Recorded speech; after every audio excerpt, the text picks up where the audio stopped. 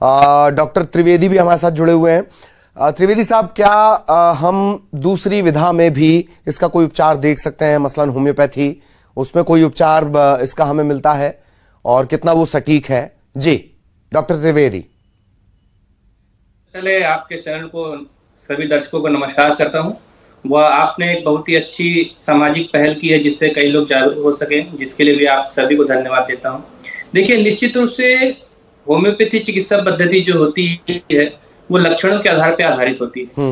और आप जैसे कि देखें कि डेंगू हम सिर्फ एक बुखार लेके चलते हैं, लेकिन जब आप डेंगू के लक्षण के बारे में चर्चा करेंगे तो उसमें असहनीय दर्द होता है, और खासकर जो दर्द होता है कमर से और कमर के निचले हिस्सों में ज्यादा होता है, और जो आपकी आंख के पीछे जो सर के हिस्से में होता है।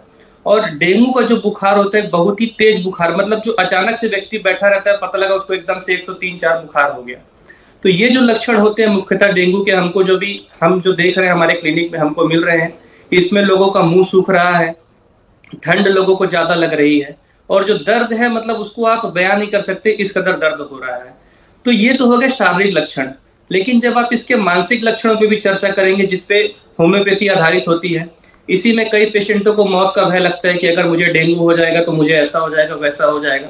कई लोगों को और कई नाना प्रकार के टेंशन होते हैं, कई को डर, घबराहट, बेचैनी, सांस फूलना, ये सब चीजें भी चालू हो जाती हैं। तो जब आप लक्षणों के आधार पर जाएंगे तो हमारे यहाँ होम्योपैथी में एक नहीं 50 सैकड़ों ऐसी दवाइयां हैं जो हम लक्षणों के आधार पर देते हैं। हमारे यहाँ अभी डेंगू में प्रिवेंटिव के रूप में सबसे अच्छी औषधि जो चल रही है वो यूपिटोरियम चल रही है। यूपिटोरियम दवाई जब आप पढ़ेंगे, हमारे यहाँ क्लियर कट उसमें हड्डी तोड़ बुखार, बोन फीवर लिखा हुआ है। उस पेशेंट को आंखों में लालपन आएगा और चेहरे में भी, जो बॉडी में थोड़ा सा लालपन, शरीर में दर्द, ये सारे लक्षण उसमें उपलब्ध होते हैं। ऐसी हमारी जो आप बैप्टिशिया करके दवाई है, उस व्यक्ति को जब भी बुखार होता है उसका बुखार 102, 104, 105 ही होगा, उससे नीचे फीवर उसको नहीं होता है। बेलाडोना जो हमारी दवाइयां हैं उसमें शरीर में लालपन आ जाता है। ब्राउनिया जो हमारी मेडिसिन में, उसमें पानी की प्यास ज्यादा हो जाती है बुखार के केस में। आर्सेनिक जो मेडिसिन है उसमें पानी की प्यास बढ़ जाती है और तेज।